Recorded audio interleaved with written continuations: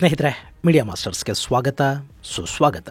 ಗೆಳೆಯರೆ, ನಿರೀಕ್ಷೆಯಂತೆ ವಕ್ಫ್ bill pass ಆಗಿದೆ. ರಾಜ್ಯಸಭೆ ಹಾಗೂ ಲೋಕಸಭೆ ಎರಡರಲ್ಲೂ ಪಾಸಾದ ಬಿಲ್ ಈಗ ರಾಷ್ಟ್ರಪತಿಗಳ ಅಂಗಳಕ್ಕೆ ಹೋಗುತ್ತೆ. ಅಲ್ಲಿ ರಾಷ್ಟ್ರಪತಿಗಳ ಅಂಕಿತ ಬಿದ್ದರೆ ಅದು ಆಕ್ಟ್ ಆಗಿ ಅಂದ್ರೆ ಕಾಯ್ದೆಯಾಗಿ ಬದಲಾಗುತ್ತೆ. ಆದ್ರೆ ಈ ವಕ್ಫ್ ಆಕ್ಟ್ ಅನ್ನು ವಿರೋಧಿಸ್ತಾ ಇದ್ದವರು ಈಗ ಈ ಬಗ್ಗೆ ನ್ಯಾಯಾಲಯದ ಮೆಟ್ಟಿಲೇರ್ತಾ ಇದ್ದಾರೆ. ಸುಪ್ರೀಂ ಕೋರ್ಟ್ ಅಲ್ಲಿ ಈ ಬಿಲ್ ಅನ್ನು ಪ್ರಶ್ನಿಸಿ ಒಂದು ಪ್ರಕರಣವನ್ನು ಕೂಡ ದಾಖಲು ಮಾಡಲಾಗಿದೆ. ಜೊತೆಗೆ ವಕ್ಫ್ ಬಿಲ್ ವಿರೋಧಿಸಿ ದೇಶದಾದ್ಯಂತ ದೊಡ್ಡ ಮಟ್ಟದಲ್ಲಿ ಪ್ರತಿಭಟನೆಗಳು ಕೂಡ ಆರಂಭ ಆಗಿವೆ. ಹಾಗಾದ್ರೆ ವಕ್ಫ್ ಬಿಲ್ ಬಗ್ಗೆ ಮುಸ್ಲಿಂ ಸಮುದಾಯದ ಆತಂಕಗಳೇನು? ಈ ಬಿಲ್ ಅಸಂವಿಧಾನಿಕ ಅಂತ ಅವರು ಹೇಳ್ತಾ ಇರೋದು ಯಾಕೆ ಮತ್ತು ಇದರ ಮುಂದಿನ ಹೆಜ್ಜೆಗಳು ಹೇಗಿರುತ್ತವೆ ಅನ್ನೋ ಬಗ್ಗೆ ಒಂದಷ್ಟು ಮಾಹಿತಿಯನ್ನ ನಾವಿಲ್ಲಿ ನೋಡೋ ಪ್ರಯತ್ನ ಮಾಡೋಣ.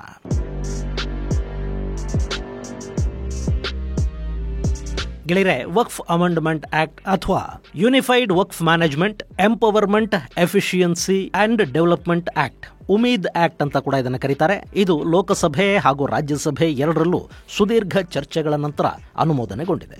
ಲೋಕಸಭೆಯಲ್ಲಿ ಬಿಲ್ ಪರ 288 ಮತಗಳು ಮತ್ತು ಅದರ ವಿರುದ್ಧ 232 ಮತಗಳು ಬಿದ್ದರೆ, ರಾಜ್ಯಸಭೆಯಲ್ಲಿ ಬಿಲ್ ಪರ 128 ಹಾಗೂ ಬಿಲ್ ಅನ್ನು ವಿರೋಧಿಸಿ 95 ಮತಗಳು ಚಲಾವಣೆ ಆಗಿವೆ. ಹಾಗೆ ನೋಡಿದ್ರೆ ರಾಜ್ಯಸಭೆಯಲ್ಲಿ ಎನ್ಡಿಎ ಸದಸ್ಯರ ಸಂಖ್ಯೆ ಇರುವುದು 125, ಆದರೆ ಮಸೂದೆಯ ಪರ ಚಲಾವಣೆ ಆಗಿರುವುದು 128 ಮತಗಳು. ಅಂದ್ರೆ ಎನ್ಡಿಎ ಏತರ ಪಕ್ಷದ ಸದಸ್ಯರು ಕೂಡ ಬಿಲ್ ಪರ ಮತ ಚಲಾಯಿಸಿರುವ ಸಾಧ್ಯತೆಗಳಿವೆ. ಇನ್ನು ಎರಡೂ ಮನೆಗಳಲ್ಲಿ ಬಿಲ್ ಅನುಮೋದನೆಗೊಂಡ ಬೆನ್ನಲ್ಲೇ ಇದರ ವಿರುದ್ಧ ದೇಶದಾದ್ಯಂತ ವ್ಯಾಪಕ ಪ್ರತಿಭಟನೆಗಳು ಕೂಡ ಶುರುವಾಗ್ತಾ ಇವೆ. ಈ ಮಸೂದೆ ಅನುಮೋದನೆಗೊಂಡ್ರೆ ನಾವು ದೇಶದಾದ್ಯಂತ ಪ್ರತಿಭಟನೆ ಮಾಡ್ತೀವಿ ಮತ್ತು ಇದರ ವಿರುದ್ಧ ನ್ಯಾಯಾಲಯದ ಮೆಟ್ಟಿಲೇರ್ತೀವಿ ಅಂತ ಈ ಹಿಂದೆನೆ ಮುಸ್ಲಿಂ ಪರ್ಸನಲ್ ಲಾ ಬೋರ್ಡ್ ಹಾಗೂ ಪ್ರತಿಪಕ್ಷಗಳು ಹೇಳಿದ್ವು. ಅದರಂತೆ ಈಗ ಪ್ರತಿಭಟನೆಗಳು ಆರಂಭ ಆಗಿವೆ. ಅಹಮದಾಬಾದ್ನಲ್ಲಿ ನಡೆದ ಪ್ರತಿಭಟನೆಯನ್ನ ನಿಯಂತ್ರಿಸಿದ ಪೊಲೀಸರು ಸುಮಾರು 40 ಮಂದಿಯನ್ನ ಬಂಧಿಸಿದ್ದಾರೆ. ಅಲ್ಲಿ all India Majlis e Ittehadul Muslimeen AIMIM ನೇತೃತ್ವದಲ್ಲಿ ಪ್ರತಿಭಟನೆಗಳನ್ನು ಆಯೋಜನೆ ಮಾಡಲಾಗಿತ್ತು. ಹಾಗೆ ಕೋಲ್ಕತಾದಲ್ಲಿ ವಿವಿಧ ಮುಸ್ಲಿಂ ಸಂಘಟನೆಗಳು ಭಾರಿ ಪ್ರತಿಭಟನೆ ನಡೆಸಿವೆ. ಇನ್ನು ತಮಿಳುನಾಡಲ್ಲಿ ನಟ ವಿಜಯ್ ಅವರ ಹೊಸ ಪಕ್ಷ ತಮಿಳಿಗ ವೆಟ್ರಿ ಕಳಗಂ ಪ್ರತಿಭಟನೆಗಳನ್ನು ಮಾಡಿದೆ. ಹಾಗೆ ಬೆಂಗಳೂರಲ್ಲಿ ಕೂಡ ವಿವಿಧ ಮುಸ್ಲಿಂ ಸಂಘಟನೆಗಳು ಪ್ರತಿಭಟನೆಗಳನ್ನು ನಡೆಸಿ ಕೇಂದ್ರ ಸರ್ಕಾರ ಹಾಗೂ ವಕ್ಫ್ ಬಿಲ್ಗೆ ಬೆಂಬಲವನ್ನು ಕೊಟ್ಟ ಎನ್ಡಿಎ ಅಂಗಪಕ್ಷಗಳ ನಾಯಕರಿಗೆ ಧಿಕ್ಕಾರವನ್ನು ಕೂಗಿದ್ದಾರೆ. ಇನ್ನು ಇಬ್ಬರು ಎಂಪಿಗಳು ಈ ಬಗ್ಗೆ ಸುಪ್ರೀಂ ಕೋರ್ಟ್ಗೆ ಅರ್ಜಿಯನ್ನು ಕೂಡ ಸಲ್ಲಿಸಿದ್ದಾರೆ. ಗೆಳೆಯರೆ, ಇಲ್ಲಿ ಉಮೀದ್ ಆಕ್ಟ್ ಬಗ್ಗೆ ಪ್ರತಿಭಟನೆಗಳು ವಿರೋಧಗಳು ಯಾಕೆ? ವಕ್ಫ್ ಬಗ್ಗೆ ನಿಮಗೆ ಗೊತ್ತಿದೆ, ಅದನ್ನ ಮತ್ತೆ ಹೇಳಬೇಕಾಗಿಲ್ಲ. ದೇಶದಲ್ಲಿ ವಕ್ಫ್ ಅನ್ನೋದು ಅತಿ ಹೆಚ್ಚು ಆಸ್ತಿಯನ್ನ ಹೊಂದಿರುವ 3ನೇ ಸಂಸ್ಥೆ. ಅದರ ಅಡಿಗೆ 8.72 ಲಕ್ಷ ಆಸ್ತಿಗಳು ಬರುತ್ತವೆ. ಅದರಲ್ಲಿ ಮಸೀದಿಗಳಿವೆ, ಮದ್ರಸಾಗಳಿವೆ, ಸ್ಮಶಾನಕ್ಕೆ ಕೊಡಲಾದ ಭೂಮಿಗಳು, ಅಂಗಡಿಗಳು, ಶಾಪಿಂಗ್ ಕಾಂಪ್ಲೆಕ್ಸ್ಗಳು ಹಾಗೂ ಲಕ್ಷಾಂತರ ಎಕರೆ ಜಮೀನು ಇದೆಲ್ಲ ಕೂಡ ಸೇರ್ಕೊಳ್ಳುತ್ತೆ. ಇನ್ನು ಇದರಲ್ಲಿ ಅತಿ ಹೆಚ್ಚು ಆಸ್ತಿ ಇರೋದು ಉತ್ತರ ಪ್ರದೇಶದಲ್ಲಿ, 2ನೇ ಸ್ಥಾನದಲ್ಲಿ ಪಶ್ಚಿಮ ಬಂಗಾಳ ಇದ್ರೆ, 3ನೇ ಸ್ಥಾನದಲ್ಲಿ ಪಂಜಾಬ್ ಹಾಗೂ 4ನೇ ಸ್ಥಾನದಲ್ಲಿ ತಮಿಳುನಾಡುಗಳಿವೆ. ಇಲ್ಲಿ ಈ ಬಿಲ್ ಮಂಡನೆಯಾದ ಕಾರಣದಿಂದ ವಕ್ಫ್ ಆಸ್ತಿಯನ್ನ ಮುಂದಿನ ದಿನಗಳಲ್ಲಿ ಸರ್ಕಾರ ತನ್ನ ಕೈಗೆ ತಗೊಳ್ಳೋ ಸಾಧ್ಯತೆ ಇದೆ ಅನ್ನೋ ಆತಂಕವನ್ನ ಪ್ರತಿಭಟನಾಕಾರರು ವ್ಯಕ್ತಪಡಿಸ್ತಾ ಇದ್ದಾರೆ. ಇದು ಧಾರ್ಮಿಕ ಹಕ್ಕುಗಳಲ್ಲಿ ಸರ್ಕಾರದ ಹಸ್ತಕ್ಷೇಪಕ್ಕೆ ಅವಕಾಶ ಕೊಡುತ್ತೆ ಅನ್ನೋದು ಅವರ ಆತಂಕ ಮತ್ತು ಆರೋಪ. ಇನ್ನು ಪ್ರತಿಪಕ್ಷಗಳು ಇದನ್ನ ಅಸಂವಿಧಾನಿಕ ಅಂತ ಕರೀತಾ ಇವೆ. ಈ ಬಿಲ್ ಸಂವಿಧಾನದ ಒಂದಷ್ಟು ಮೂಲಭೂತ ಹಕ್ಕುಗಳನ್ನು ಉಲ್ಲಂಘಿಸುತ್ತೆ ಅಂತ ಅವರು ಹೇಳ್ತಾ ಇದ್ದಾರೆ ಮತ್ತು ಇದೇ ಕಾರಣವನ್ನು ಕೊಟ್ಟು ಸುಪ್ರೀಂ ಕೋರ್ಟ್ನ ಮೆಟ್ಟಿಲು ಕೂಡ ಏರ್ತಾ ಇದ್ದಾರೆ.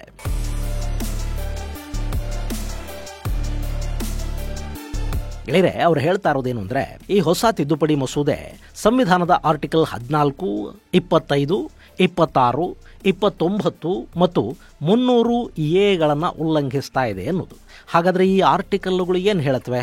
ಆರ್ಟಿಕಲ್ 14 ಸಮಾನತೆಯ ಹಕ್ಕನ್ನು ಕೊಡುತ್ತೆ. ಭಾರತದ ಎಲ್ಲ ವ್ಯಕ್ತಿಗಳು ಕಾನೂನಿನ ಮುಂದೆ ಸಮಾನರು. ಯಾರಿಗೂ ಕಾನೂನಿನಲ್ಲಿ ಯಾವ ಭೇದ ಭಾವವನ್ನು ಮಾಡೋದಕ್ಕೆ ಸಾಧ್ಯ ಆಗುವುದಿಲ್ಲ. ಇದು ಸರ್ಕಾರದಿಂದ ಆಗುವ ಅನ್ಯಾಯ ಮತ್ತು ಅಸಮಾನತೆಯ ವಿರುದ್ಧ ಎಲ್ಲ ವ್ಯಕ್ತಿಗಳಿಗೆ ರಕ್ಷಣೆಯನ್ನು ಕೊಡುತ್ತೆ. ಸೊ ಇಲ್ಲಿ ಉಮೀದ್ ಕಾಯ್ದೆಯ ಮೂಲಕ ಮುಸ್ಲಿಮರ ಸಂಸ್ಥೆಗಳ ನಿಯಂತ್ರಣಕ್ಕೆ ಮಾತ್ರ ಸರ್ಕಾರ ಒಂದು ಕಾಯ್ದೆಯನ್ನು ರೂಪಿಸ್ತಾ ಇದೆ. ಇದೇ ಥರದ ಕಾಯ್ದೆ ಹಿಂದೂ ಹಾಗೂ ಇನ್ನಿತರ ಸಂಸ್ಥೆಗಳಿಗೆ ಅನ್ವಯ ಆಗೋದಿಲ್ಲ. ಹೀಗಾಗಿ ಇದು ಸಂವಿಧಾನ ಕೊಟ್ಟಿರೋ ಸಮಾನತೆಯ ಹಕ್ಕನ್ನ ಉಲ್ಲಂಘಿಸುತ್ತೆ ಅನ್ನೋದು ಆರೋಪ.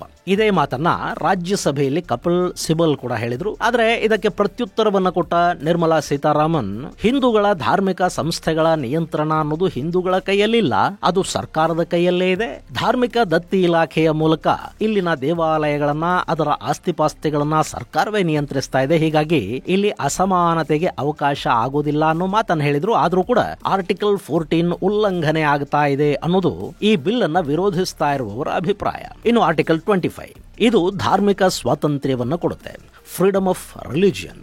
ಇದರ ಪ್ರಕಾರ ಪ್ರತಿಯೊಬ್ಬರಿಗೂ ತಮ್ಮ ಇಚ್ಛೆಯ ಮತವನ್ನ ಧರ್ಮವನ್ನ ಆಚರಿಸುವ ಪ್ರಸಾರ ಮಾಡುವ ಹಕ್ಕಿರತ್ತೆ. ಈ ಹಕ್ಕುಗಳು ಸಾರ್ವಜನಿಕ ಶಿಸ್ತಿಗೆ ಮತ್ತು ನೈತಿಕತೆಗೆ ಒಳಪಟ್ಟಿರುತ್ತವೆ. ಈ ಆರ್ಟಿಕಲ್ ಹೇಗೆ ಉಲ್ಲಂಘನೆ ಆಗುತ್ತೆ ಅಂದ್ರೆ, ವಕ್ಫ್ಗೆ ಆಸ್ತಿಯನ್ನ ಕೊಡಬೇಕಿರೋ ವ್ಯಕ್ತಿ 5 ವರ್ಷಗಳಿಂದ ಇಸ್ಲಾಂ ಅನ್ನ ಅನುಸರಿಸ್ತಾ ಇರಬೇಕು ಅಂತ ಹೊಸ ಕಾಯ್ದೆಯಲ್ಲಿ ಹೇಳಲಾಗಿದೆ. ಇದು ವ್ಯಕ್ತಿಯ ಮತಾಚರಣೆಯ ಹಕ್ಕನ್ನ ಉಲ್ಲಂಘಿಸಲಿದೆ ಅನ್ನೋದು ಒಂದು ಆರೋಪ. ಜೊತೆಗೆ ಮುಸ್ಲಿಮೇತರರು ವಕ್ಫ್ ಬೋರ್ಡ್ ಅಲ್ಲಿ ಕಡ್ಡಾಯವಾಗಿರಬೇಕು ಅನ್ನೋ ಸರ್ಕಾರದ ಆದೇಶ ಕೂಡ ಆರ್ಟಿಕಲ್ 25 ಅನ್ನ ಉಲ್ಲಂಘಿಸ್ತಾ ಇದೆ ಅಂತ ಪ್ರತಿಪಕ್ಷಗಳು ಹೇಳ್ತಾ ಇವೆ. ಇನ್ನು ಆರ್ಟಿಕಲ್ 26 ಇದು ಧಾರ್ಮಿಕ ಸಂಸ್ಥೆಗಳ ಹಕ್ಕುಗಳ ಬಗ್ಗೆ ಹೇಳುತ್ತೆ. Freedom to manage religious affairs. ಇದರ ಪ್ರಕಾರ ಪ್ರತಿಯೊಂದು ಮತದ ಸಮುದಾಯಕ್ಕೂ ಕೂಡ ತಮ್ಮ ಮತಗಳ ವಿಚಾರಗಳಲ್ಲಿ ಒಂದಷ್ಟು ಸಂಸ್ಥೆಗಳನ್ನ ಸ್ಥಾಪಿಸುವ ನಿರ್ವಹಿಸುವ ಹಕ್ಕನ್ನ ಕೊಡಲಾಗಿದೆ. ಅಲ್ಲವರು ಆಸ್ತಿಪಾಸ್ತಿಗಳನ್ನ ಆ ಸಂಸ್ಥೆಯ ಹೆಸರಲ್ಲಿ ಹೊಂದಿರಬಹುದು, ಅವುಗಳ ನಿರ್ವಹಣೆಯನ್ನ ಅವರೇ ಮಾಡಬಹುದು, ದಾನ ದತ್ತಿಗಳನ್ನ ಸ್ವೀಕರಿಸುವುದಕ್ಕೆ ಮತ್ತು ಅವುಗಳ ನಿರ್ವಹಣೆಗೆ ಅಲ್ಲಿ ಅವಕಾಶ ಇರುತ್ತೆ. ಆದ್ರೆ ಈ ಹೊಸ ಕಾಯ್ದೆಯ ಪ್ರಕಾರ ಈ ಹಕ್ಕುಗಳ ಉಲ್ಲಂಘನೆ ಆಗೋ ಸಾಧ್ಯತೆ ಇರುತ್ತೆ. ನಮ್ಮ ಮತದ ಸಂಸ್ಥೆಗಳ ನಿರ್ವಹಣೆಗೆ ಬೇರೆ ಮತದವರನ್ನ ನಿಯೋಜನೆ ಮಾಡೋದು ಹಕ್ಕಿನ ಉಲ್ಲಂಘನೆ ಆಗುತ್ತೆ. ಜೊತೆಗೆ ಅದರ ಮೇಲೆ ಸರ್ಕಾರ ನಿಯಂತ್ರಣವನ್ನ ಸಾಧಿಸೋದು ಕೂಡ ಸಂವಿಧಾನದ ಆರ್ಟಿಕಲ್ 26 ಉಲ್ಲಂಘಿಸುತ್ತೆ ಅನ್ನೋ ಆರೋಪ ಇಲ್ಲಿ ಕೇಳಿ ಬರ್ತಾ ಇದೆ. ಇನ್ನು article 29 cultural and educational rights, ಸಾಂಸ್ಕೃತಿಕ ಮತ್ತು ಶೈಕ್ಷಣಿಕ ಹಕ್ಕುಗಳು. ಇದು ಯಾವುದೇ ಮತಧರ್ಮಗಳಿಗೆ ಸೇರಿದ ಜನ, ವಿಶೇಷವಾಗಿ ಅಲ್ಪಸಂಖ್ಯಾತರು ತಮ್ಮ ಭಾಷೆ, ಲಿಪಿ ಮತ್ತು ಸಂಸ್ಕೃತಿಯನ್ನ ಕಾಪಾಡಿಕೊಳ್ಳುವ ಹಕ್ಕನ್ನ ಹೊಂದಿದ್ದಾರೆ ಅಂತ ಹೇಳುತ್ತೆ. ಮತ್ತು ಸರ್ಕಾರವು ಅವರಿಗೆ ಶಿಕ್ಷಣದಲ್ಲಿ ಕೂಡ ಯಾವುದೇ ಭೇದ ಭಾವವನ್ನ ಮಾಡಬಾರದು ಅಂತ ಕೂಡ ಈ ಆರ್ಟಿಕಲ್ ಹೇಳುತ್ತೆ. ಆದ್ರೆ ಉಮೀದ್ ಬಿಲ್ ನ ಮೂಲಕ ಸರ್ಕಾರ ಇಲ್ಲಿ ಮಧ್ಯಪ್ರವೇಶ ಮಾಡ್ತಾ ಇದೆ ಅನ್ನೋದು ಆರೋಪ. ಇನ್ನು ಆರ್ಟಿಕಲ್ 300A ಇದು ಆಸ್ತಿಯ ಹಕ್ಕಿನ ಬಗ್ಗೆ ಹೇಳುತ್ತೆ. ಇಲ್ಲಿ ಯಾವುದೇ ವ್ಯಕ್ತಿಯ ಆಸ್ತಿಯನ್ನ ಕಾನೂನಿನ ಪ್ರಕಾರವಲ್ಲದೆ ಸರ್ಕಾರ ತನ್ನ ವಶಕ್ಕೆ ತೆಗೆದುಕೊಳ್ಳುವ ಅವಕಾಶ ಇರುವುದಿಲ್ಲ. ಇದು ಪ್ರತಿಯೊಬ್ಬರ ಆಸ್ತಿ ಹಕ್ಕಿಗೆ ಕಾನೂನಿನ ರಕ್ಷಣೆಯನ್ನು ಕೊಡುತ್ತೆ. ಈ ಹಿಂದೆ ಆಸ್ತಿ ಹಕ್ಕು ಅನ್ನೋದು ನಮ್ಮಲ್ಲಿ ಮೂಲಭೂತ ಹಕ್ಕುಗಳ ಪೈಕಿ ಒಂದಾಗಿತ್ತು. ಆದರೆ 1978ರಲ್ಲಿ ಸಂವಿಧಾನಕ್ಕೆ ತರಲಾದ 44ನೇ ತಿದ್ದುಪಡಿಯ ಪ್ರಕಾರ ಆಸ್ತಿ ಹಕ್ಕನ್ನ ಮೂಲಭೂತ ಹಕ್ಕುಗಳ ಪಟ್ಟಿಯಿಂದ ಹೊರಗಿಡಲಾಯಿತು. ಈಗ ಆಸ್ತಿಯನ್ನ ಹೊಂದೋದು ಸಾಂವಿಧಾನಿಕ ಹಕ್ಕು, ಆದರೆ ಅದು ಮೂಲಭೂತ ಹಕ್ಕಲ್ಲ. ಇನ್ನು ಈ 300A ಯಾವುದೇ ವ್ಯಕ್ತಿಗೆ ತನ್ನ ಆಸ್ತಿಯನ್ನ ಕಾಪಾಡಿಕೊಳ್ಳುವ ಹಕ್ಕನ್ನು ಕೊಡುತ್ತೆ. ಹೀಗಿರುವಾಗ ವಕ್ಫ್ ಆಸ್ತಿಯ ವಿಷಯದಲ್ಲಿ ಸರ್ಕಾರದ ಮಧ್ಯಪ್ರವೇಶ ಮತ್ತು ಯಾರು ತಮ್ಮ ಆಸ್ತಿಯನ್ನ ವಕ್ಫ್ ಮಾಡಬೇಕು, ಯಾರು ವಕ್ಫ್ ಮಾಡಬಾರದು ಅನ್ನೋದನ್ನ ಸರ್ಕಾರ ನಿರ್ದೇಶಿಸೋದು ಈ ಹಕ್ಕಿನ ಉಲ್ಲಂಘನೆ ಆಗುತ್ತೆ ಅಂತ ಬಿಲ್ ಅನ್ನ ವಿರೋಧ ಮಾಡ್ತಾ ಇರೋರು ಹೇಳ್ತಾ ಇದ್ದಾರೆ. ಹೀಗಾಗಿ ಇದನ್ನು ಸುಪ್ರೀಂ ಕೋರ್ಟ್ ಅಲ್ಲಿ ಪ್ರಶ್ನಿಸುವುದಕ್ಕೆ ಈಗಾಗಲೇ AIMIM ಅಧ್ಯಕ್ಷ ಹಾಗೂ ಸಂಸದ ಅಸಾದುದ್ದೀನ್ ಓವೈಸಿ ಮತ್ತು ಕಾಂಗ್ರೆಸ್ನ ಸಂಸದ ಮೊಹಮ್ಮದ್ ಜಾವೇದ್ ನ್ಯಾಯಾಲಯದ ಮೆಟ್ಲೇರಿದ್ದಾರೆ. ಅದರ ಜೊತೆಗೆ ದೇಶದಾದ್ಯಂತ ಪ್ರತಿಭಟನೆಗಳನ್ನು ನಡೆಸುವುದಕ್ಕೆ ಕೂಡ ಭಾರಿ ಮಟ್ಟದ ಸಿದ್ಧತೆಗಳು ನಡೀತಾ ಇವೆ.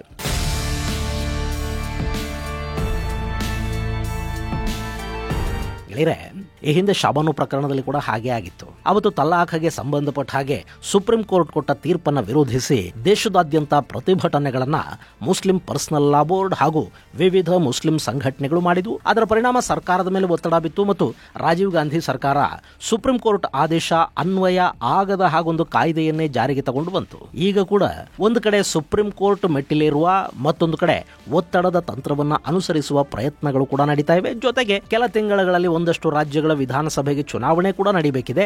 ಈ ಹಿನ್ನೆಲೆಯಲ್ಲಿ ಕೂಡ ವಕ್ಫ್ ಅಮೆಂಡ್ಮೆಂಟ್ ಬಿಲ್ ಹಾಗೂ ಅದರ ವಿರುದ್ಧ ಶುರುವಾಗ್ತಾ ಇರುವ ಪ್ರತಿಭಟನೆಗಳು ಪ್ರಮುಖ ಪಾತ್ರವನ್ನ ವಹಿಸುವ ಸಾಧ್ಯತೆ ಇರುತ್ತೆ. ಇನ್ನು JDU ವಕ್ಫ್ ಅಮೆಂಡ್ಮೆಂಟ್ ಬಿಲ್ಗೆ ಬೆಂಬಲವನ್ನ ಕೊಟ್ಟ ಹಿನ್ನೆಲೆಯಲ್ಲಿ ಆ ಪಕ್ಷದ 5 ನಾಯಕರು ಪಕ್ಷಕ್ಕೆ ರಾಜೀನಾಮೆಯನ್ನು ಕೊಟ್ಟಿದ್ದಾರೆ. ಇದೆಲ್ಲದರ ಜೊತೆಗೆ ಈಗ ವಕ್ಫ್ ಕಾಯ್ದೆ ಅನ್ನೋದು ಕೇವಲ ಭಾರತಕ್ಕೆ ಮಾತ್ರ ಸೀಮಿತವಾದಂತೆ ಕಾಣ್ತಾ ಇಲ್ಲ. ಅಂತಾರಾಷ್ಟ್ರೀಯ ಮಾಧ್ಯಮಗಳು ಕೂಡ ಈ ಬಗ್ಗೆ ವರದಿಗಳನ್ನು ಪ್ರಕಟಿಸಿವೆ. ಅಲ್ ಜಜೀರಾ ಸೇರಿದಂತೆ ಸಾಕಷ್ಟು ಅಂತಾರಾಷ್ಟ್ರೀಯ ಮಾಧ್ಯಮಗಳು ಈ ಬಿಲ್ ಅನ್ನ ಭಾರತದಲ್ಲಿ ಅಲ್ಪಸಂಖ್ಯಾತರ ಹಕ್ಕುಗಳ ದಮನ ಅನ್ನೋ ಹಾಗೆ ವಿಶ್ಲೇಷಿಸುವುದಕ್ಕೆ ಶುರು ಮಾಡಿವೆ. ಇದು ಕೂಡ ಒಂದಷ್ಟು ಅಸಮಾಧಾನದ ಬೆಂಕಿಗೆ ಪೆಟ್ರೋಲ್ ಸುರಿಯುತ್ತೆ. ಇಷ್ಟರ ಮೇಲೆ ಇದನ್ನ ಕೇಂದ್ರ ಹೇಗೆ ನಿಭಾಯಿಸುತ್ತೆ ಮತ್ತು ಸುಪ್ರೀಂ ಕೋರ್ಟ್ ಈ ವಿಷಯದಲ್ಲಿ ಯಾವ ತೀರ್ಪನ್ನ ಕೊಡುತ್ತೆ ಅನ್ನೋದನ್ನ ನಾವು ಕಾದು ನೋಡಬೇಕು. ಇದು ಗೆಳೆಯರೆ ವಕ್ಫ್ಗೆ ಸಂಬಂಧಪಟ್ಟಂತಾಗ್ತಾ ಇರೋ ಬೆಳವಣಿಗೆಗಳು. ಮುಂದಿನ ಸಂಚಿಕೆಯಲ್ಲಿ ಮತ್ತಷ್ಟು ವಿಶೇಷಗಳ ಜೊತೆ ಮತ್ತೆ ಭೇಟಿಯಾಗೋಣ. ಅಲ್ಲಿವರೆಗೆ ಜೈ ಹಿಂದ್, ಜೈ ಕರ್ನಾಟಕ.